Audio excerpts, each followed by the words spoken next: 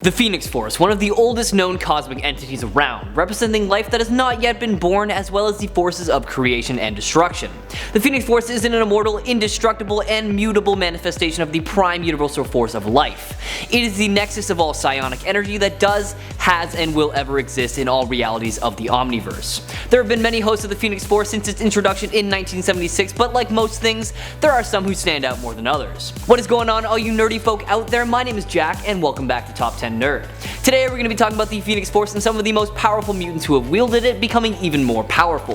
This list is unfortunately exclusive to mutants, so we won't get to talk about Thane, Captain Marvel, or Lady Phoenix, but hey, that's okay, I'm sure they will pop up on a future video. Now if you want to hear us talk about some more of your favorite Marvel characters after this, then head on over to our Top 10 Marvel playlist. It is updated all the time and contains every video we've ever done on Marvel characters. But for now, let's get into today's video. Number 10. MADELYNE PRYOR. You might consider having MADELYNE on this list today cheating since she is a clone of Jean Grey, but I don't care, she deserves to be talked about. Originally the love interest and first wife of X-Men leader Cyclops, MADELYNE was a frequent member of the X-Men supporting cast until a series of terrible events. You know, her husband leaving, losing her son, and finding out she's actually a clone, which led her down a path of villainy. It's discovered that when Phoenix took her own life, a fragment of the Phoenix Force entered the body of the clone, and that's what gave her life and sentience, which Sinister took as an opportunity to attract Scott so that the two could procreate and make one of the most powerful mutants out there. Since MADELYNE was cloned from Jean Grey's DNA, she was essentially another version of Jean, and possessed Jean's telekinetic and telepathic abilities, although it's never stated if she was actually classified as an Omega level mutant as well. During the 2012 Avengers vs. X-Men storyline, Mr. Sinister had created a group of 6 MADELYNE PRYOR clones in order to take the Phoenix Force energies from the Phoenix 5, consisting of the Phoenix Force empowered Cyclops, Colossus, Emma Frost, Magik, and Namor. Unlike the original MADELYNE, none of these 6 clones showed indication of having individual personalities or free will, but instead appeared to follow Sinister completely. The MADELYNE PRYOR clones joined Sinister's other clone creations in fighting the Phoenix 5 and managed to defeat each one. They also were able to siphon some of the energy from the Phoenix Force, but they were all immediately killed by the entity itself. Check her out for yourself, starting with 1983's Uncanny X-Men number 168. Number 9. STEPFORD CUCKOOS. Known as 3-in-1 and then later 4-in-1, 5-in-1, and 1000-in-1, the STEPFORD CUCKOOS are the product of Weapon XIV, or Weapon 14. Meaning they are clones created from the genetic template of Emma Frost that were created for the purpose of killing every mutant on Earth. Thousands of these clones exist dormant, however only 5 were sent to infiltrate the Xavier Institute in order to hone their skills and gain intel. As mutants with powers similar to Emma Frost, the girls have shown that they are capable of telepathy, mind alteration, astral projection, and the infamous organic diamond form that give them psionic immunity, super strength, stamina, and durability. However, what sets them apart from Frost is that the Cuckoos can selectively harden parts of their bodies as needed. During the War Song storyline, an unstable fraction of the Phoenix Force sparked inside the girls, and their dormant weapon plus nanotech inside their bones was activated. This nanotech briefly reanimated Sophie and Esme, who directed their sisters back to the world to activate Sublime's plan for the destruction of the mutant race. The Phoenix and Sublime both wrestled for control of the Cuckoos until the X-Men arrived.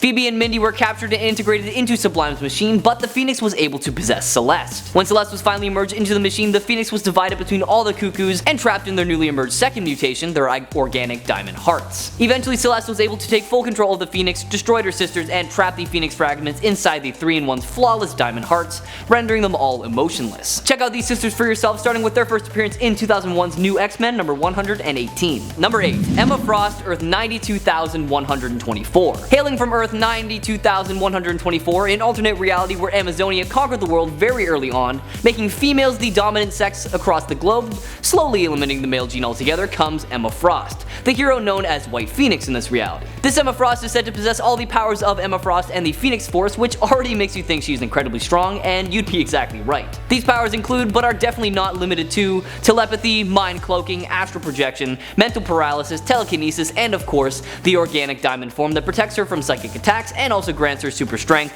stamina, and durability. White Phoenix was a member of the Avengers who worked with President Artoom and helped capture the Y-Men leader Hercules. However, all but White Phoenix had grown disillusioned with the president and teamed up with Hercules and Gorgon in confronting her. White Phoenix stayed by the president's side but was held hostage by Wolverine, unfortunately. Give this Emma story a read for yourself in 2009's Incredible Hercules number 124 to number 125. Number 7. QUENTIN QUIRE. Also known as Kid Omega, Quentin joined the Xavier Institute after Professor X's return from averting a war with Genosha and the rebuilding of the X Mansion. QUIRE is depicted as an Omega level mutant possessing advanced cognitive and telepathic abilities, which enable him to organize and construct his thoughts at accelerated rates, overtly or covertly manipulate the minds of others, resist mind probes, and disable other forms of psychic manipulation. His level of psychic influence on others depends on the number of people he wants to affect, meaning it's stronger when he focuses on less people, of course. After he was hurt pretty badly and was kept semi-alive in Beast's lab, he was found by the Phoenix Force, and although it didn't accept him as a host, it woke him up from his coma and reconstituted his body. He eventually heads out to find the Phoenix Force, and when he does, he winds up releasing it, asking it to revive Sophie, his love. Sophie refused to come back to life, and the Force left him to wallow in his own self-pity. Fast forward a bit and we see the Phoenix Force allow Quentin to absorb some of its power, which he ends up sacrificing to save Jubilee from dying. Now, although he didn't have it for long and didn't actually have access to the full powers of the Phoenix Force, he was still capable of interstellar travel, pyrokinesis, and of course, resurrection. Check out Quentin's story for yourself, starting with 2003's New X-Men number 134. Number 6. Hope Summers. The first mutant born after the House of M and Decimation storyline. According to Cable, the baby is a messianic figure destined to save both mutant and humankind, and he ends up becoming her adopted father. However, there were some who didn't agree with his decision, as there was a timeline where she kills everyone instead of saving them. Hope is an Omega level mutant with the ability of unspecified limits to psychically manipulate and mimic the powers of other mutants. This is generally shown as a mimicry of the superhuman mutant abilities of those near her. However, she has demonstrated additional powers, like when she was born, when she unleashed a massive psionic pulse that destroyed Cerebro. During the Avengers vs. X-Men storyline, Hope is targeted by the Phoenix Force, and the X-Men want her to accept it because it could revive the dwindling mutant race. The Phoenix Force arrives, and instead of possessing Hope, it possesses and forms the Phoenix 5, and she is taken away to safety. Having learned about a previous Phoenix host who is also trained to become the Iron Fist of her era, Hope visits UT, but UT is unable to help her directly, instead instructing her to learn from Spider-Man based on a vision that he had. Although uncertain if he can teach her, Spider-Man proceeds to tell Hope of his mantra of great power requiring great responsibility, giving her more to think about in her role as the host of the Phoenix Force. He also teaches her about patience, and with these lessons, Hope fights alongside Scarlet Witch against Cyclops, and she not only takes on the full power of the Phoenix and restores the mutant race, but she stops Cyclops in the process. With her destiny fulfilled, she is shown departing Utopia to find a new place for herself. Give her story a read, starting with 2008's X-Men Volume 2, number 205. Number 5. Rachel Summers. Let's hop over to Earth 811 for a second to talk about Rachel Summers, aka Prestige, aka Marvel Girl, aka Phoenix.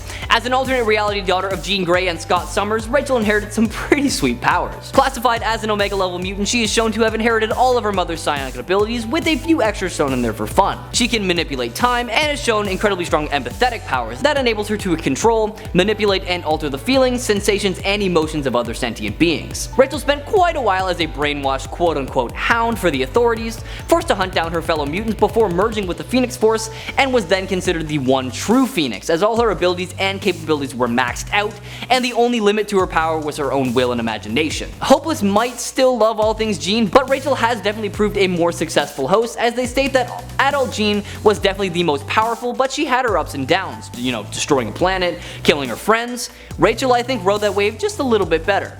Check out Rachel for yourself, starting with 1981's X-Men number 141. Number 4. Professor X. Already one of the most powerful mutants out there, and definitely one of the best known Marvel characters as well. Now, if you're not familiar with Charles Xavier's abilities, let me give you a quick reminder. He is an alpha level mutant said to possess the most powerful brain in existence. Because of this, he is said to be the world's greatest telepath, possessing vast psionic powers.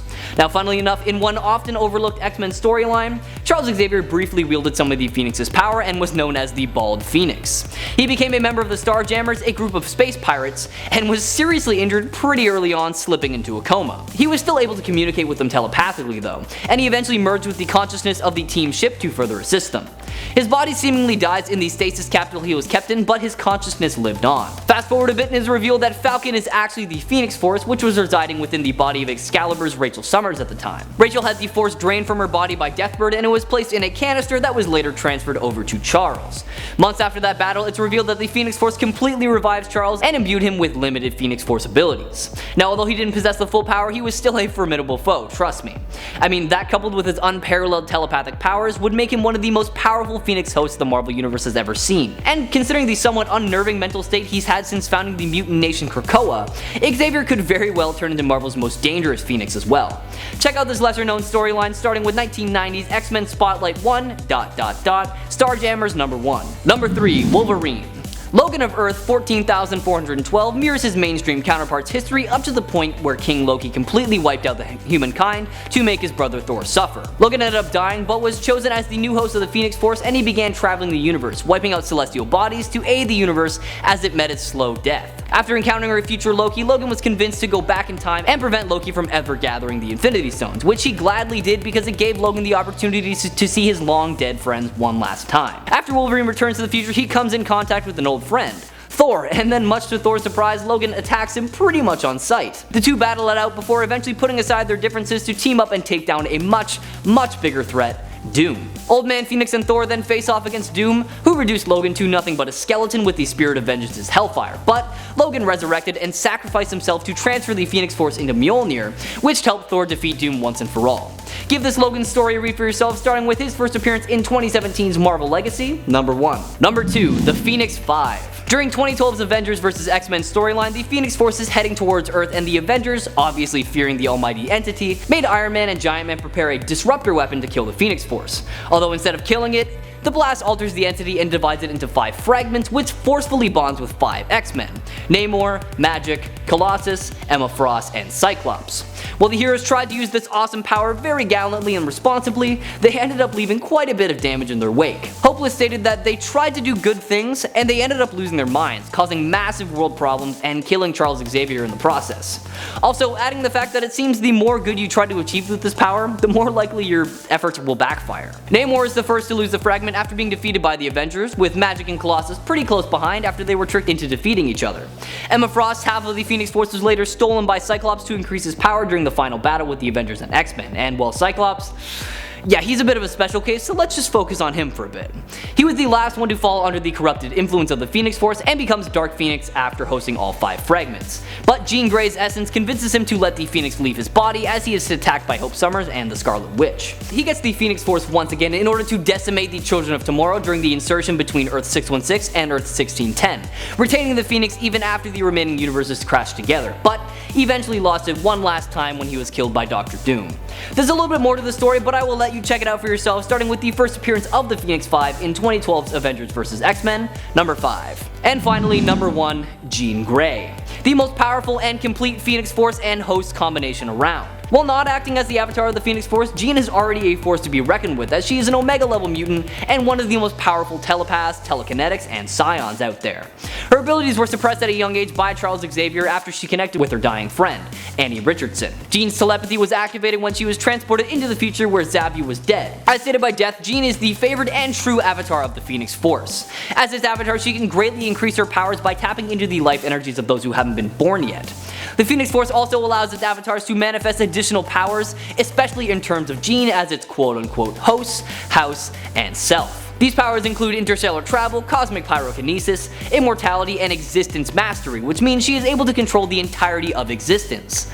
Now, as I said before, Jean is the strongest and most complete host of the Phoenix Force, and as such, she is even capable of forcibly ripping it out of another host and forcing its status upon herself. There was even a period of time that the two completely merged together and became the White Phoenix of the Crown, allowing her to access the full capabilities of the Almighty Phoenix.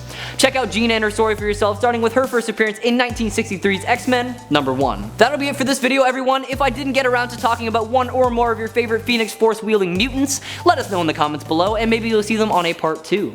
Now, if you haven't already, subscribe to Top 10 Nerd to stay up to date on all things nerdy, and while you're at it, why not ring that notification bell so you know whenever we upload a video. Now, as always, my name is Jack. Thank you all so much for watching, and we'll see you later, guys.